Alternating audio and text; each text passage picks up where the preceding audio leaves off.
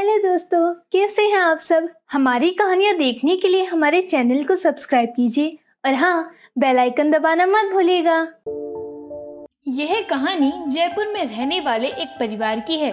Rahul office जाने के लिए तैयार हो रहा होता है। राहुल अपने कमरे से स्वाति को आवाज लगाता है। स्वाति, स्वाति, मेरा ब्रेकफास्ट रेडी हुआ क्या? स्वाति झल्लाते हुए राहुल के पास आती है और कहती है, मैं तुम्हारी माँ से तंग आ चुकी हूँ। मैं तुम सबको सुबह शाम खाना बनाकर नहीं खिला सकती। घर के काम करने के लिए किसी नौकरानी को रख लो या फिर अपनी माँ को किसी वृद्धाश्रम में छोड़ाओ। मैंने अपनी एक फ्रेंड से बात की है, उसके सास ससुर भी वृद्धाश्रम में ही रहते हैं, तो तुम्हारी माँ क्यों नहीं रह सकती? What rubbish? What are you talking? अभी डैड को गुजरे 1 सप्ताह भी नहीं हुआ और तुम ऐसी बातें कर रही हो। तो कैसी बातें करूं? मैंने बीटेक किया है, सोचा था आगे चलकर किसी मल्टीनेशनल कंपनी में अच्छी सी जॉब करूंगी या फिर किसी सरकारी दफ्तर में अफसर की पोस्ट पर होंगी। पर तुम्हारे स्वर्गीय बाबूजी ने हमेशा कहते थे कि हमारे घर की बहुएं घर से बाहर जाकर नौकरी नहीं करती। कम ऑन स्वाति, सुबह सुबह ये लेकर क्या बैठ गई? देखो मुझे ऑफिस जाने के लिए लेट हो रहा है और माँ ने सुबह से कुछ नहीं खाया और बीमार भी है, और कम से कम उनका दवा खाने से पहले कुछ नाश्ता तो बना दो। बेड पर स्वाति अपना मुंह फेर बैठ जाती है और हाथ में मैगजीन ले उसके पन्ने पलटने लगती है। राहुल एक पल के लिए थम जाता है और फिर किचन की ओर चला जाता है। राहुल किचन में आता है तो देखता है कि उसकी बेटी नेहा टेबल पर खड़ी होकर गैस पर चाय बना रही होती है। बेबी, ये तुम क्या कर रही हो? तुम्हारे हाथ जल जाएंगे। प्लीज ये सब मुझे करने दो। पापा दादी को दवा खाना है ना, और सुबह से उन्होंने कुछ भी नहीं खाया। नेहा टेबल से नीचे उतर जाती है और राहुल चाय बनाने लगता है। पापा, दादी सबको इतना प्यार करती है, फिर भी मम्मी उनसे अपसेट क्यों रहती है? राहुल नेहा के सवाल को सुन एक पल के लिए सोच में पड़ जाता है। बेटी, तुम्हारी मम्मी नादान है, उसे खाना बनाना, घर के काम करना ये सब अच्छा नहीं लगता, इसलिए शायद वो ऐसी रिएक्ट करती है। पर डोंट वरी, मैंने तुम्हारे लिए चाय बना दी है। राहुल नेहा को चाय देकर कहता है, और ये रही तुम्हारी चाय। नहीं, मैं तो चाय नहीं पीती। मैं ये कब दादी को दे आऊं? उन्हें दवा भी खानी है ना। बेबी रुको, मैं भी तुम्हारे साथ चलता हूँ। और नेहा के साथ ट्रे लेकर किचन से बाहर जाता है। दादी। बिस्तर पर लेटी जानकी नजर फेर नेहा की ओर देखती है। जानकी के चेहरे पर एक स्माइल आ जाती है और कहती है, मेरा बच्चा आजा मेरे पास। दादी, आपको दवा खानी है ना? दादी, आपको पता है आज मैंने अपने हाथों से आपके लिए चाय बनाकर लाई हूँ। मेरा बच्चा मुझसे कितना प्यार करता है। राहुल चाय का ट्रे टेबल पर रख टेबल पर पड़ी दवा के टैबलेट्स हाथ में ले लेता है। माँ, दवा खा लीजिए और फिर ये गर्मा गर्म चाय पी लेना। दादी, आप जल्दी से ठीक हो जाओ, फिर गार्डन में सैर करने साथ चलेंगे। उसी वक्त दरवाजे पर स्वाति आ जाती है। नेहा और जानकी को एक साथ देख भड़क जाती है। मैंने तुम्हें कितनी बार मना किया है, इस कमरे में मत आया करो। तेरी दादी को टीबी है और एक दिन तू भी उनकी वजह से बीमार पड़ जाएगी। बहू, तू ऐसे क्यों बोल रही है? आप चुप रहिए, आपके तो दिन लग गए हैं। आप अपने साथ इसे भी मारना चाहती हैं?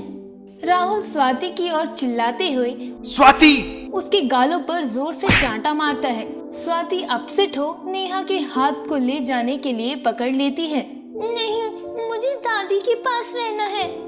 स्वाति जबरन नेहा को कमरे से बाहर लेकर चली जाती है। बिस्तर पर लेटी जानकी किसी तरह उठकर बिस्तर पर बैठती है और अपने हाथों से दवा लेकर खाती है।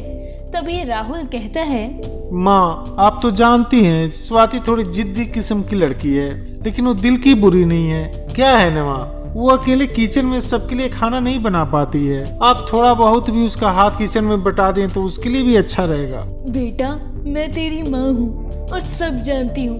बहू के घर में आने से लेकर आज तक किचन में मैंने ही खाना बनाया है, और अगर मैं बीमार ना पड़ती तो खाना मैं ही बनाती। माँ, तुझे तो पता है मैं अपने जॉब के लिए कितना बिजी रहता हूँ और स्वाति को भी समय नहीं मिल पाता है तुम्हारी देखभाल करने के लिए। तो मैं सोच रहा था तुझे ओल्ड एज होम, मेरा मतलब वृद्धाश्रम पहुँचा दिया जाए। वहीं पे तुम्हारी अच्छे से देखभाल भी होगी और तो और तेरा केयर भी करेंगे। इतना ही नहीं माँ, वहाँ पर सब तुम्हारे ही उम्र के लोग हैं। बस बेटा, बस, मैं सब समझ गई। मैं अब तुझे बोझ लगने लगी हूँ। नहीं माँ, ऐसा नहीं है। जानकी और राहुल एक पल के लिए दोनों शांत हो जाते हैं। जानकी भावुक हो जाती है, उसके आंखों से आंसू बहने लगते हैं। बेटा, जब शादी के कई सालों तक मेरी कोई औलाद नहीं थी तो तेरे डैड और मैं हम दोनों एक औलाद की हसरत में अनगिनत मंदिरों पर माथा टेका और भगवान से मिन्नतें की कि मेरी एक औलाद हो जाए। तब जाकर हमें तू मिला, जिसे पाने के लिए मैंने इतने कष्ट सहे, जिसे पाने के लिए मैंने इतने कष्ट सह लिए, तो एक और कष्ट में बर्दाश्त नहीं कर सकती। माँ, फाइनली आप तैयार हैं? खामोश जानकी राहुल की तरफ देखते हुए कहती है, हाँ बेटा, मैं तैयार हूँ। अगर मेरे यहाँ से चले जाने से ही तेरा संसार सुखी होगा तो मैं तैयार हूँ। ओके माँ, हमें आज शाम को ही यहाँ से जाना है। राहुल जानकी के कमरे से बाहर चला जाता है। राहुल के हॉल में आते ही उसके सामने कोई नहीं होता है। राहुल स्वाति के कमरे की ओर जाता है। कमरा अंदर से लॉक होता है। राहुल आवाज लगाता है, स्वाति, स्वाति, प्लीज डोर खोलो। राहुल कई बार डोर नॉक करता है और फिर नेहा डोर खोलती है। नाराज स्वाति अपने बेड पर बैठी होती है। राहुल स्वाति के पास जाता है। Sorry Swati, I am sorry. देखो स्वाति, मैंने प्रॉब्लम का सोल्यूशन निकाल लिया है। राहुल, तुम्हारी माँ ने क्या कहा? वो जाने के लिए रेडी हैं। थैंक गॉड, वो तैयार हो गई। मैंने तो सोचा था वो बहुत नखरे करेंगी। नेहा राहुल और स्वाति दोनों की बातें सुनती रहती है और सवाल करती है, क्या दादी अब हमारे साथ नहीं रहेंगी? नहीं। नाराज होकर नेहा कमरे से बाहर चली जाती है। स्वाति, मैं ऑफिस जा रहा हूँ, तुम मेरे घर वापस आने से पहले माँ का सारा सामान पैक कर देना। राहुल भी कमरे से बाहर चला जाता है। घर के बाहर जानकी का सामान एक छोटी सी संदूक में पैक रखा होता है। नेहा घर के डोर पर खड़ी होकर रोती रहती है। राहुल कार स्टार्ट कर कार में जानकी को साथ लेकर चला जाता है। घड़ी में रात के 12 बज रहे होते हैं। राहुल और स्वाति एक साथ बेड पर सो रहे होते हैं। राहुल की मोबाइल पर रिंग बजती है। राहुल नींद से जग जाता है। रिंग बज रहे मोबाइल को राहुल रिसीव करता है। हेलो, क्या आप राहुल बोल रहे हैं? जी हाँ, कहिए। देखिए, हम सारा ओल्ड एज होम से बोल रहे हैं। आपकी माँ बहुत सीरियस बीमार है। शायद अब वो चंद दिन की जीवित रह पाए। उनकी आखिरी इच्छा है कि वो तुमसे मिलना चाहती है, तो आप उन्हें आकर एक बार जरूर मिल लें। मोबाइल कॉल कट जाता है। उसी वक्त स्वाति नींद से जग जाती है। इतनी रात को किसका कॉल था? माँ के ओल्ड एज होम से कॉल आया था, वो मुझे वहाँ पे बुला रहे हैं। क्यों? तुम तो हर महीने उनकी फीस भेज देते हो ना। ये बात नहीं है, माँ सीरियस बीमार है। आज 3 साल हो गए। इन 3 सालों में माँ आज तक कभी हमसे मिलना नहीं चाहा, लेकिन आखिरी वक्त में वो मुझसे क्यों मिलना चाहती है? शायद कुछ पैसे कहीं छिपा कर रखे हो और इस आखिरी टाइम पर वो इसका राज बताना चाहे। हमें उनके पास जाना चाहिए। हाँ, जानकी दर्द से बिस्तर पर कहरा रही होती है। स्वाति और नेहा भी कमरे में जानकी के सामने खड़े होते हैं। माँ, इन 3 सालों में तूने मुझसे कभी मिलना नहीं चाहा, पर इस आखिरी पल में तुम मुझसे क्यों मिलना चाही? बेटा, मेरी आखिरी कुछ इच्छा है, क्या तू उन्हें पूरा करेगा? राहुल आश्चर्य से स्वाति और नेहा की ओर देखता है और फिर जानकी से कहता है, यस माँ, तू बोल, मैं जरूर पूरा करूँगा। बेटा, गर्मियों में यहाँ बहुत गर्मी होती है, तू एक एसी यहाँ लगवा दे।